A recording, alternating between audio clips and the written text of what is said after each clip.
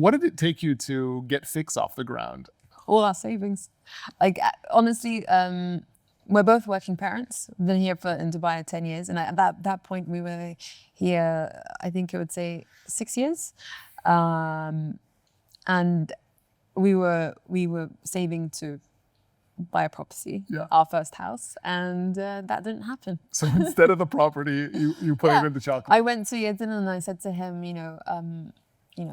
like, we want to do this and stuff, and how much can we afford? And it was just, we had a little deposit for a down payment on a house. Yeah. and then there was a point at, like, I think it was 1.5 to 2 years later, like, I wanted to give up.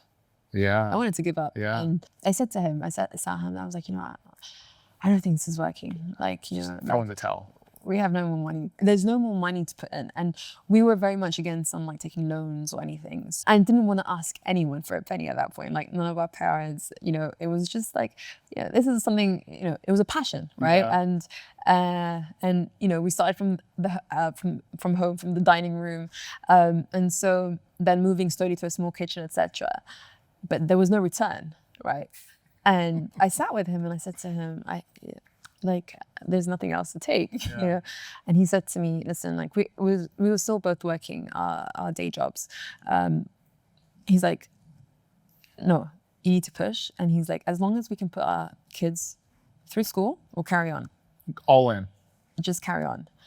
I promise you, I think it was a few months later that things changed. So Sara, you have to tell us, how do you take $500 initial marketing budget and create a viral brand? What are your top 3 tips? One would be product. So whether it's a product or a service, I think nailing that is important. And quality, the quality of your ingredients or services that you offer, and doing as much as you can. And the third would be your faith to God. You can put everything into it. You can work hard, believe in yourself, and leave the rest to God. Because this formula worked for me, I can always refer to it, Go into places that nobody wants to go to. When I went to Iraq, it was during the war with Saddam, when I went to Yemen, everybody thought you were crazy going to Yemen. So one element, because all the big guys, all the muscle corporates, they fear going to these areas. Yeah. So you will have a chance that you don't have the big guys to crowd you or to compete against you. That's one way to do it. Secondly is be a specialist in a specific area. That will give you a certain strengths that nobody. Yeah, let's talk about that, because a lot of people nowadays are this jack of all trades. They try to be very broad. Never works. I'm a big fan of being sort of deep. Of course, so tell us more. It's like today, how many people don't know anything about Bitcoin? Many, still millions. Yes. So the guys who understand about Bitcoin, they have an edge. So that's why this is an example. You have to have an edge. It's like me, for example, I think I have an edge when it comes to gold. That's why I am investing so heavily there. So second advice is try to have an edge. Try to be an expert in an area where few people are experts, The third advice is don't think if you're smart, you're going to make it. A lot of smart people around. It's the hard work becomes a differentiator. If you're not going to put hard work and hours behind your brilliant, so-called brilliant idea, it's not going to work, So being just intelligent so doesn't have. I learned that too. It's rarely about the idea, right? It's rarely about the idea. Hard work is a must. Yes, the hard. And then honesty. It's not a how can I say, a luxury to be honest. No, it's a mandatory.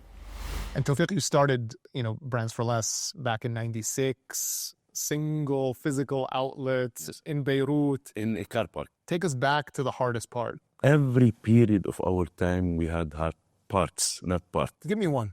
At the beginning, of course, it's financing. When you want to start, you have, what are your options here? What are your options? Yeah. You want to start. Banks will not. They won't loan you anything. Either you keep your equity, preserve your equity, or you lose your equity from the beginning. Yeah. We decided to preserve equity. And today I'm very thankful and grateful that me and my partner took the decision from the beginning. It will take longer time, but once you go and you partially exit, let's say, you will have a very good, rewarding amount that you can really help or plan your future and succession, etc. You played the long game. Exactly. So I like the long game. My partner likes the long game, and this is how we played it. Now, but starting with so little and actually building it up, what was the key to not actually needing to ask other people for money? The key was simple. It's putting everything back into the business. It's retained earnings, retained earnings, retained earnings. No distribution, no vacations, no holidays, no travel. Depriving yourself from each and everything. This is the only way to do it. Not as glamorous as it looks from the outside. It's not glamorous at all at the beginning. Yeah. How long of that did you have to do? For a very long time. Very long time. So you started with like a $15,000 investment over 7 years ago, and you turned it into over $1 billion company, over 900 stores. How much of that was part of the strategy right from the beginning, or how much was it kind of testing out an idea and flying by the seat of your pants as you're going along? So I would say that all the way until 2020, right, where I think we secured close to 137 million of funding, right? The idea never changed from day one until 2020, where we see a big missing gap in the market between instant coffee and freshly brewed cafe like Starbucks. And the missing gap is quite huge. Why? Because 1 cup of coffee back then in 2017 is around 40 to 50,000 rupiah. So 40,000 times 30 days is 1.2 million rupiah, or 1/3 of minimum wage. 1/3 of the minimum wage to have a coffee. To have a coffee. So there's no way that is affordable. And actually, upon further research, we came across this thing called Starbucks Tall Latte Index. Okay. So not many people knew this, and I know this in 2021 actually. I'm aware of the Big Mac Index. Big Mac Index, right? But there's a Starbucks one. Tall Latte Index. So basically, they compare the price of tall latte to your daily income. And what we know is that from that index is that Indonesia have the 9th most unaffordable tall latte in the world, right? Wow. So that's why I created Kopi Kenangan. Yeah. So when was the point at which you thought that, you know what, this big dream that's actually might be happening? When we first opened the outlet, day one, right? Yeah. I told to my partner, I think we'll be lucky to sell 100 cups. But then, in the first day alone, we were able to sell close to 700 cups. Whoa! In the first day alone. 700 cups in one day. And I'll tell you why. We are actually beside Coffee Bean, Starbucks, and a convenience store that is selling coffee, plus a lot of street side vendor outside, right? So you were in the center of all the competition. Global player, local player, convenience cheaper store, than us, cheaper, right? more expensive, everything. Yeah, but people were saying that, oh wow, this tastes better than Starbucks, but it's half the price. So because it's not necessarily better, but then it's actually more relevant, more suited for the market that I am in. The fact that we can open near a Starbucks, we know that expansion will be very easy. Why? Just open near Starbucks. It's as simple as that. There's no real estate, there's no strategy, there's no data. Just open near a Starbucks. Tell us about what sparked BitOasis in the very beginning. Feels like decades ago. I was just gonna say, like, a lot happened since our first meetup. Our first meetup, I think it was in 2015, Impact Hub in Suq al-Bahar. We were in Dubai Mall at like a co-working space. Exactly. Yeah. We were, I think, probably amongst the first adopters of crypto at the time. How many people were there at the time? So we were thinking that like maybe 20 people would show up or so. I think we had over 100 people. Interesting. And it became more of not a meetup, it actually became more of like an event. And the number one question people had at the time was, how do I buy Bitcoin? I mean, it was really only Bitcoin at that point. I think even that kind of ETH wasn't really traded and all that.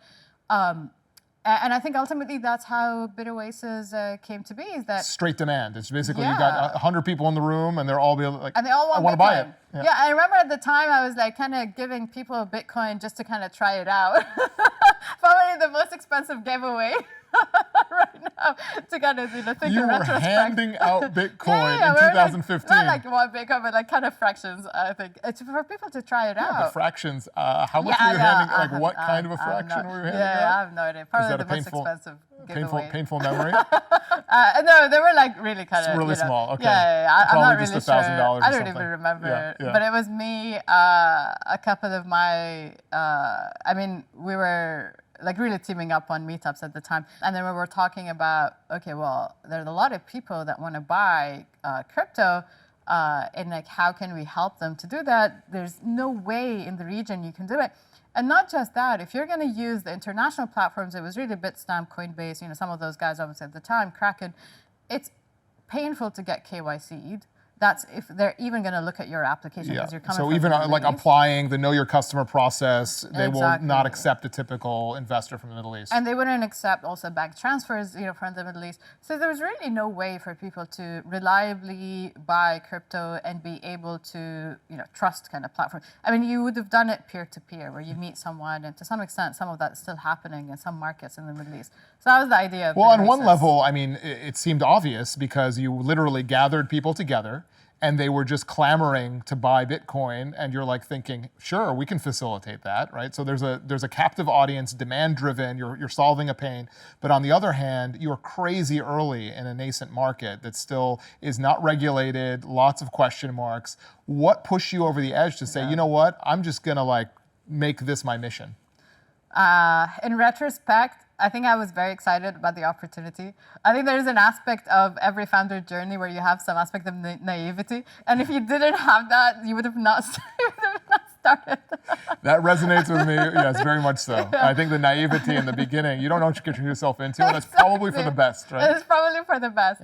Yeah. Sometimes, and I often tell like founders, like, you know what, don't figure out everything from day one. It probably would work. It'd be counterproductive if you have known everything you need to know starting out. So sometimes it's really kind of spotting the opportunity, being early, understanding, obviously your customer, and then go for it. And then, things kind of happen.